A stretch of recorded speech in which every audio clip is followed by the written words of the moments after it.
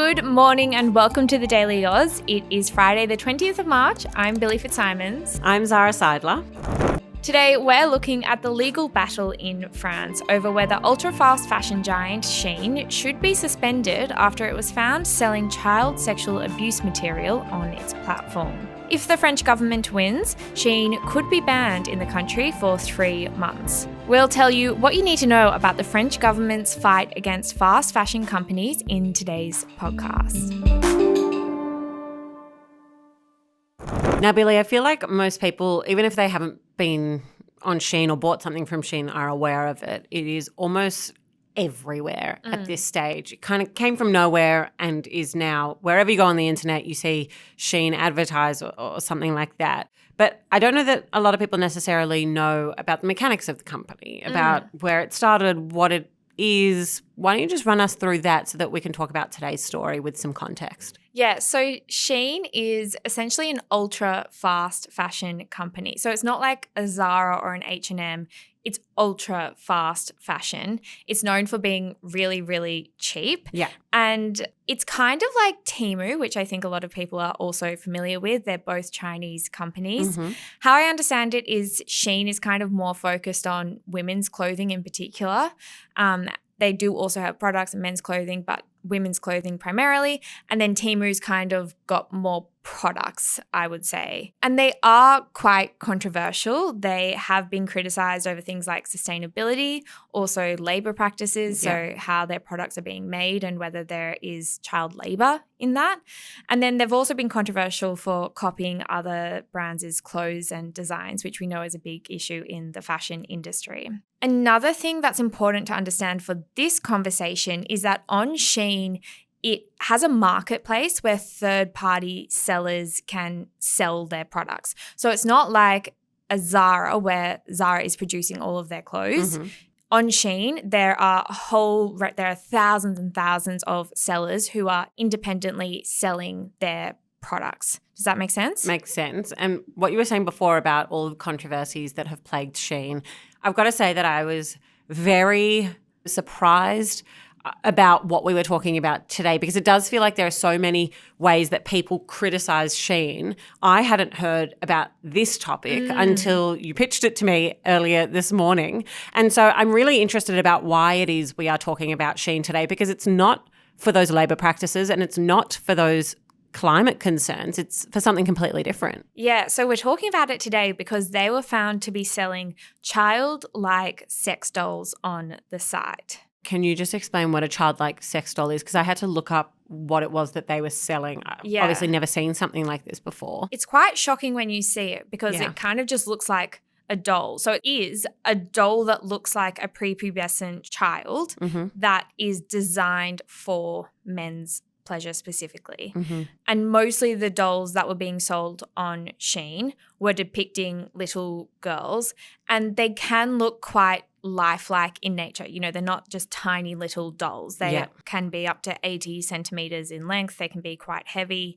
And according to the ABC, which was one of the first publications to report on this, those dolls are actually designed with vaginas and mouths that fit an adult penis. So it is specifically for the purpose of men's pleasure. And just to jump in here, to, I guess, just paint a picture of just how childlike these are or were, like one of the little girls, I guess if you want to call it that, is holding a teddy bear. Yes. It's really depicting a child here. Yeah, I would say it's really explicit in its childlike nature. Yeah.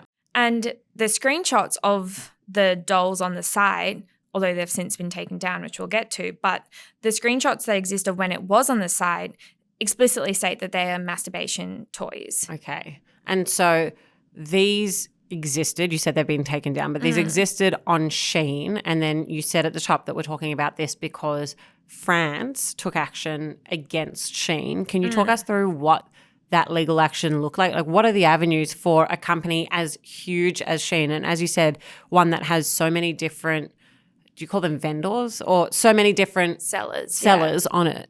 So France's fraud watchdog flagged this last year with Shein, and they attempted to suspend the site for 3 months from operating in France. Now, that would have meant that they couldn't operate at all. Okay, so France took the step, or its scam regulator, did you say it was? The fraud watchdog. Fraud watchdog took steps to crack down on Shein after it was found to have exhibited these childlike dolls. How did Shein respond to this? And I'm also thinking about, we spoke, was it this week? I don't remember, about Pornhub last week, about Pornhub and the fact that people were just using VPNs to get around these things. If Shein had been taken down, presumably people could still access it in France? Yes, but I guess it's different because you still have to import the package into France. So there would be another line of defense. Yeah. Like it's not totally. It's not all online. It's not all online. Yeah, exactly. Okay. And so how did Shein respond? Well, they basically said, yes, we can see. I mean, it's a pretty black and white thing. It's either there or it's not there. Yeah. And it was there. Yeah. And Shein said that they were immediately taking down all of the dolls that were like this, sexual in nature. And they said that they're banning it from ever happening on the platform again. I am curious about that though. There are so many products on that website, like thousands and thousands and thousands. I'm interested whose job it is to be keeping an eye out for what is actually on there. Hey guys, this is my friend Rosa. Say hi, Rosa. Hi, Rosa. She's cooking up the deep dive video that you're watching right now. Rosa, what do you want them to do? Subscribe. You heard the woman. Now back to the video. Well, have you ever sold anything on Depop? I have, because you got me into it. I did. Yeah. That was a leading question. I was debating whether or not to bring this up, but since the conversation has gone here, because Depop is very different. They've never been accused of anything like this, but I mean, you and I have both sold things on Depop. And I don't know if you've ever uploaded something that then you've got a notice saying that this isn't the right description or this photo isn't accurate. Oh, I have. Okay. Maybe Maybe it's you. This says more about me. But it would be like something that was maybe a more expensive brand and the site would say we can't actually verify that it is this brand and so therefore you have to take it down. Okay. So there are other companies that are also doing this and they would have things like trigger words that if it comes up, they know that they have to go check that. Yeah. So there are other companies that have measures in place. Exactly. Okay. Now, Shein said we would take all of this down, but that didn't stop the French government from still saying you still breached the law, so we are still going to go after you to be suspended for 3 months in this country.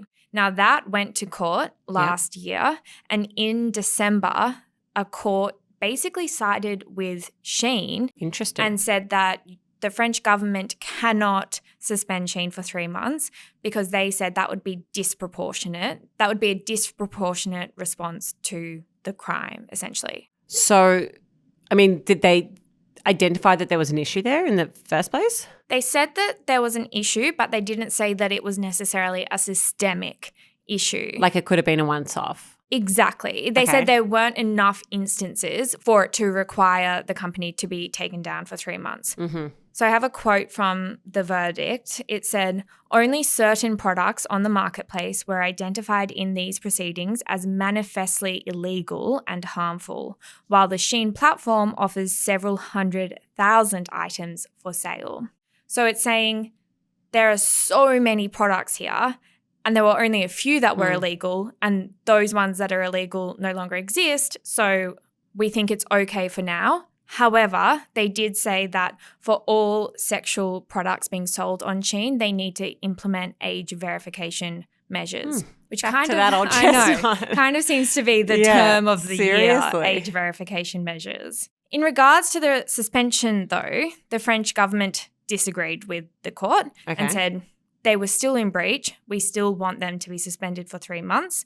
And so they appealed the decision. Oh, okay. Which is why we're talking about it today. Wow, I think I asked that question about 15 minutes ago. So that's why we're talking about it today. Yes. So that's the appeal. That's the appeal that is happening this week. Okay. And so we will presumably find out how that appeals court rules. Just as a side note, the French government has also said that regardless of what happens in this appeals case, they are working on a bill that would allow them to suspend companies without them needing to go to a court. So they obviously feel so strongly about this that they feel like they should be able to suspend a company if it is in breach of law, which again, it is a fact that it was in breach of law. It's just what the consequence of that is. Now, Billi, before we end, and we spoke just really briefly touched on it before about the nature of how ultra fast fashion Shein is. I remember reading some headlines about France cracking down on fast fashion and it kind of leading the world in terms of this sort of thing. Do you want to just end by telling us a bit about that? Yeah, they have been real leaders in this. I wonder if it's because Paris is kind of seen as the fashion capital of the world that they have been so strict on cracking down on fast fashion companies. So last year they passed a bill that meant that ultra fast fashion companies cannot advertise in France. Wow. And again, we're talking about the Sheins and the Temus. We're not talking about Zara or H&M, which are massive in France. Yeah. But that was world first legislation that meant that they could not advertise in France. And they also introduced a tax for every single product that an ultra-fast fashion company sells in France. Wow. So the law means that these brands must pay a tax of €5 per product sold. That's right now, but that's then due to increase to €10 per product by 2030. I don't know if you've ever been on Shein. I reckon nothing there on is it more than just like before. $5. How does that work? It is shocking how cheap it is. It's extremely cheap. So how does that work? Good question. So there is a cap on how much this tax is. It has to be less than 50% of the price of the product. Okay, so if it's an extremely cheap price, Yes. you're not paying €10 on a 30-cent item. Yes. Okay, no. understood. Really interesting. And I mean, we in Australia, I don't believe are anywhere near that sort of. So I was looking into this because, like I said earlier, the ABC did do reporting on this where it was available in Australia and it would have been illegal to import these dolls into Australia, but that didn't stop Shein from selling it to customers in Australia. I tried to see if the Australian government had done anything about it. All I could see was that the AFP, the federal police, have cracked down on the imports of dolls, of sexual dolls into Australia, but it didn't name the companies that they were coming from. So it kind of looked like they were dealing with this on perhaps an individual basis or looking at where these specific packages were coming from, but I couldn't see anything at a federal level. As in I couldn't see anything from a government level, sorry. Yeah, understood. All right, well, very interesting, and we'll be keeping an eye out for that appeals process that's due to be handed down. Billi, thank you so much for explaining that. Thank you. And thank you for joining us for another episode of The Daily Aus. We will be back later today with the headlines, but until then, have a great day. Bye.